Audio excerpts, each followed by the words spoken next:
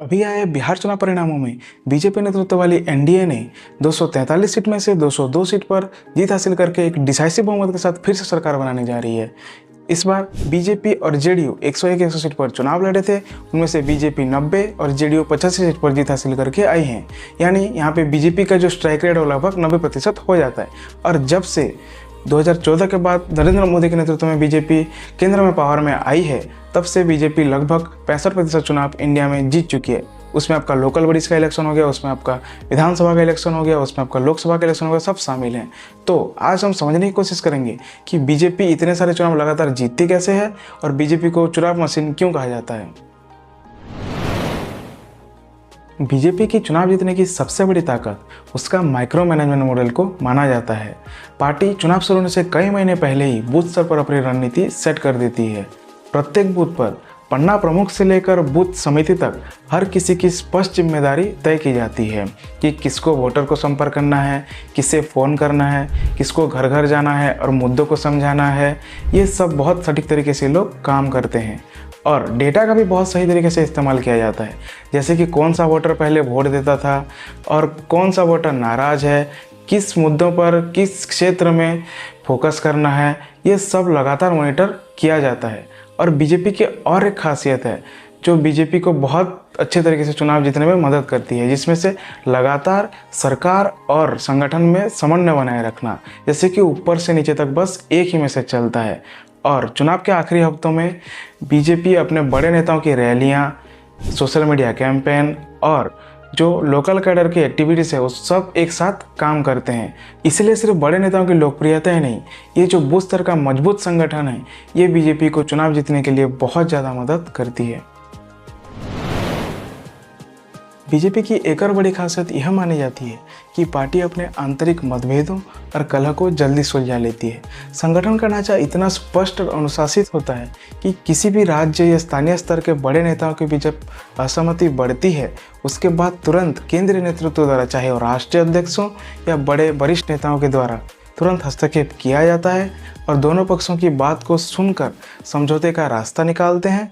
उसके बाद फैसले को संगठनात्मक अनुशासन के साथ लागू करते हैं। इसके अलावा पार्टी में पद और जिम्मेदारियां इस तरह बांटी जाती हैं कि असंतोष कम से कम हो और किसी भी विवाद को बढ़ने से पहले नियंत्रित कर लिया जाए। इसी तरह बीजेपी अपने बड़े नेताओं के बीच में सामंजस्य बनाए रखकर अपनी राजनीतिक रणनीति को स्पष्ट और प्रभावी रूप में आगे बढ़ाती है। बीजेपी अपने चुनाव प्रबंधन को मजबूत बनाने के लिए संगठन के सबसे अनुभवी और रणनीति बनाने वाले माहिर नेताओं को चुनाव प्रभारी की जिम्मेदारी देती है।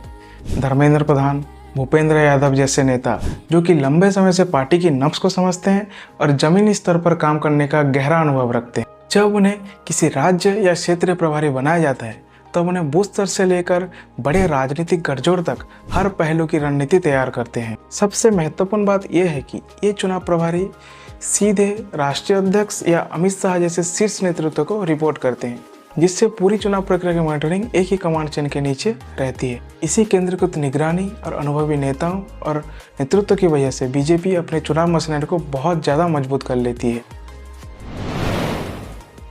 बीजेपी अपने गठबंधन दलों के साथ हमेशा अच्छे रिश्ते बनाए रखने पर ध्यान देती है। पार्टी को पता है कि राज्य की राजनीति और राष्ट्र की राजनीति में सहयोगी दलों का होना और उनका सहयोग मिलना बहुत ज़रूरी होता है। इसलिए बीजेपी अपने अलायंस पार्टनर से हमेशा बातचीत करती रहती है और उनकी ज़रूरतें और उनकी प्राथमिकताओं को देख के फैसला लेती है। जैसे कभी कभी दोनों पार्टियों के बीच में सीट को लेकर मतभेद होते रहते हैं, तो उसी समय पे बीजेपी का जो शीर्ष नेतृत्व है वो बीच में आके जो समस्या उसको समाधान करती है और सबको एक साथ लेके चलने के लिए कोशिश करती है। इसी आपसी समझ और तालमेल की वजह से एनडीए जैसे अलायंस इतने लंबे समय तक चल पाते हैं और चुनावों में एक मजबूत टीम की तरह दिखता है। और ये भी एक प्रमुख कारण है जिस वजह से बीजेपी पिछले 11-12 साल से इतने सारे चुनाव लगातार जीतती आ रही है। बीजेपी का टिकट देने का तरीका काफ़ी सिस्टमेटिक और डेटा आधारित होता है।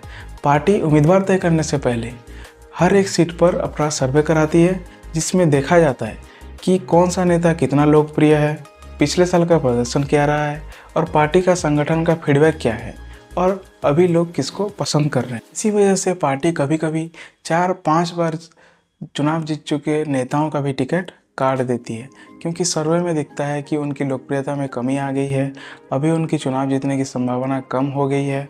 इसलिए पार्टी उस टाइम पे अपने सर्वे के आधारित नए चेहरों को मौका देती है। पार्टी का सोच हमेशा यह रहता है कि चुनाव सिर्फ एक व्यक्ति से नहीं, पूरी टीम, संगठन और सही रणनीति से जीती जाती है। इसलिए बीजेपी हर सीट पर अपनी सर्वे रिपोर्ट को देखकर उम्मीदवार बदलने के लिए या नया उम्मीदवार लाने के लिए फैसला लेती है, और ये एक बहुत ज़्यादा मजबूत कारण बन जाता है बीजेपी का चुनाव जीतने का और अपनी पोजीशन को मजबूत करने का।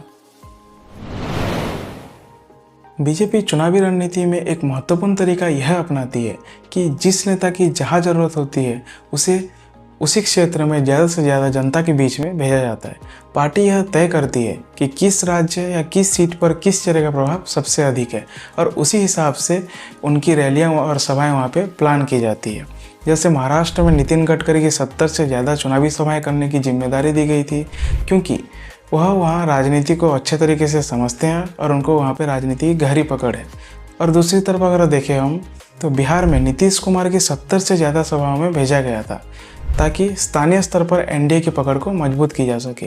और वहीं दूसरी तरफ योगी आदित्यनाथ जैसे लोकप्रिय मुख्यमंत्री को देश के अलग अलग राज्यों में भेजा जाता है चुनावी सभा करने के लिए, क्योंकि पार्टी को पता है उनका जो छवि है, उनका जो भाषण शैली है, कई क्षेत्रों में चुनावी माहौल को प्रभावित कर लेती है। नेताओं की यही रणनीतिक तैनाती बीजेपी के ग्राउंड लेवल को कैंपेन को और ज़्यादा प्रभावशाली बना देती है। बीजेपी की चुनावी रणनीति का एक अहम हिस्सा यह भी है कि वह दूसरे राज्यों के लोकप्रिय और प्रभावशाली नेताओं को चुनाव प्रचार के लिए बुलाती है। पार्टी मानती है कि कुछ नेताओं की छवि राज्य की सीमाओं के बाहर भी मजबूत होती है, इसलिए उन्हें कभी क्षेत्रों में भेजा जाता है जहां उनकी लोकप्रियता और चुनावी माहौल को प्रभावित कर सकें। इसी वजह से बीजेपी शासित राज्यों के मुख्यमंत्री जैसे योगी आदित्यनाथ, हेमंता विश्व शर्मा, देवेंद्र फडणवीस, मोहन यादव जैसे लोकप्रिय मुख्यमंत्रियों को अलग अलग राज्यों में चुनाव प्रचार करने के लिए भेजा जाता है। इसके साथ ही अन्य राष्ट्रीय स्तर पर पहचाने जाने वाले नेताओं को भी उनके प्रभाव क्षमता के हिसाब से बहुत सारे दूसरे राज्यों पर भेजा जाता है। इस तरह अलग अलग राज्यों में लोकप्रियता एक चुनावी शक्ति के तहत इस्तेमाल करती है पार्टी, और अपने अभियान को और ज़्यादा मजबूत बनाती है।